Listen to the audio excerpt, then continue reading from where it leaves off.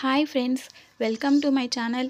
ఎప్పుడూ చేసుకునేలాగా కాకుండా చింతపండు నిమ్మకాయతో కాకుండా చుక్క కూరతో ఇలా పులిహార డిఫరెంట్గా ట్రై చేయండి. పిల్లలు కూడా లంచ్ బాక్స్లో వదిలిపెట్టకుండా కొంచెం కూడా వదిలిపెట్టకుండా తినేస్తారు.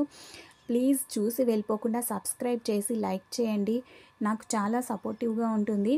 ఫస్ట్ అయితే మనం ఆయిల్ పెట్టుకుని పోపు దినుసులు వేసుకోవాలండి. పులిహారలో మనం వేసుకుంటాం కదా, ఆవాలు, జీలకర్ర, పల్లీలు, శనగపప్పు, మినప్పప్పు అన్నీ వేసుకుని అవి ఫ్రై చేసుకోవాలి.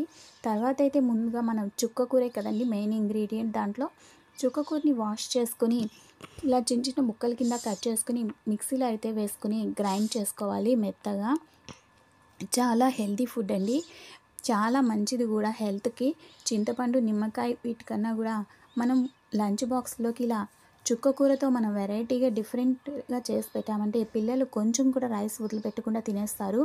ఇలా గ్రైండ్ అయిన దాన్ని పాన్లో వేసుకుని ఇలా ఉడకబెట్టుకోవాలి.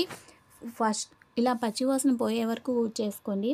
ఆయిల్ బయటకు వస్తుంది కదా, తెలుస్తుంది కదా, అప్పటి వరకు అయితే మనం స్టవ్ మీద దాన్ని ఉంచాలి. కొద్దిగా కరివేపాకు వేసుకోండి, సాల్ట్ తగినంత చూసి వేసుకోండి, కొంచెం పసుపు వేసుకోండి, ఎక్కువ అవసరం లేదు దీంట్లోకి పసుపు అయితే. ఇలా అయిపోయిన తర్వాత దాంట్లో మనం ఫస్టే బాయిల్ చేసి పెట్టుకున్న రైస్ ఉంటుంది కదా, ఆ రైస్ని అయితే దాంట్లో వేసుకుని కలుపుకోవాలి. ఎంతో హెల్దీ అండ్ టేస్టీ రెసిపీ అండి.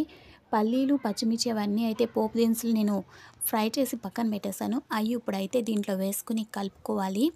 ఇలా మనకి చూసుకుని తగినంత రైస్ వేసుకుని కలుపుకోండి.